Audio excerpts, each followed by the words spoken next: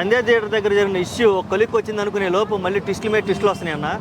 ఒకవైపు సంధ్యా థియేటర్ వాళ్ళు ఏమో కోర్టుకు వెళ్ళి మాకే సంబంధం లేదు, ఆల్రెడీ ప్రొడ్యూసర్స్కి ఇచ్చేసాము ఆ రోజు షో, ప్రీమియర్ షో అన్నారు.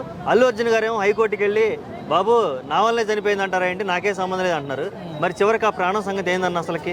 నిజంగా రేవతి చనిపోయినప్పుడు చాలా బాగా అనిపించింది. అందరూ కూడా నాట్లో సంధ్య థియేటర్ అల్లు అర్జున్ పెద్ద పెద్ద వాళ్ళందరూ కూడా ఆ ఫ్యామిలీకి అండగా ఉంటాం, అది చేసాం ఇది చేసాం అంటే ఓకే బాగుంది, హ్యాపీగా ఫీల్ అయ్యాం. కానీ ఈరోజు చూస్తుంటే సంధ్య థియేటర్ హైకోర్టుకి వెళ్ళిండు, మన అల్లు అర్జున్ సార్ టీం కూడా హైకోర్టుకి వెళ్ళింది, మాకు సంబంధం లేదు, మిమ్మల్ని ఇంకా ఇంకా ఆమెకు మిమ్మల్ని రమ్మన్న మా సినిమాకి అంటారేమని భయమైంది నాకైతే.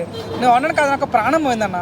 అది 20 లక్షలతోనో 10 లక్షలతో వచ్చే ప్రాణం కాదు. నిజంగా ఒక కుటుంబం నాశనం అయిపోయింది. నిజంగా వాళ్ళ అబ్బాయి ఇంకా నిజం హాస్పిటల్లో ఉన్నాడు, తను చాలా ఘోరమైన పరిస్థితుల్లో ఉన్నాడు తను. సో ఈ టైంలో కూడా ఎంక్వైరీ కూడా నాకు సంబంధం లేదు, మేము రమ్మన్నమా అని చెప్పటాలు కొద్దిగా బాధ కలిగించి తన.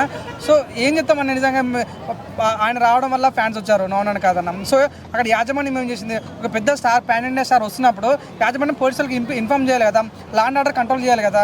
ఆ తొక్కిస్తారు ఒక ప్రాణం కోల్పోయింది, నోనని కాదన్న, చాలా బాధ కలిగించింది. సో నిజం ఈ ప్రాబ్లం ఇంకెంత అవుతుందో చూద్దాం అన్న. ఇప్పుడు డబ్బులు ఇస్తే ప్రాణం తిరిగి రాదు కాబట్టి వాళ్ళకి ఎటువంటి న్యాయం కానీ, లేదంటే ఎవరైతే మూల కారకులు ఉన్నారో వాళ్ళకి ఎటువంటి శిక్ష పడాలని కోరుకుంటున్నాం.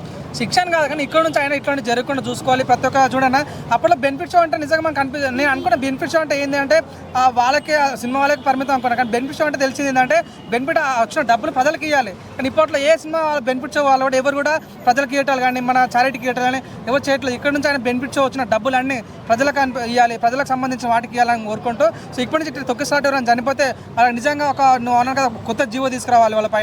సో ఇట్లాంటి జరగకుండా చూడాలని మనస్ఫూర్తి కోరుకుంటున్నాను.